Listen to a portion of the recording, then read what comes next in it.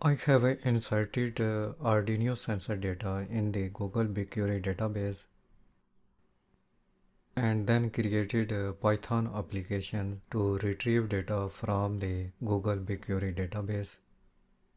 Arduino sensors data is automatically inserted in the Google BigQuery database, and when data is inserted in the database, then at the same time in this application is updated.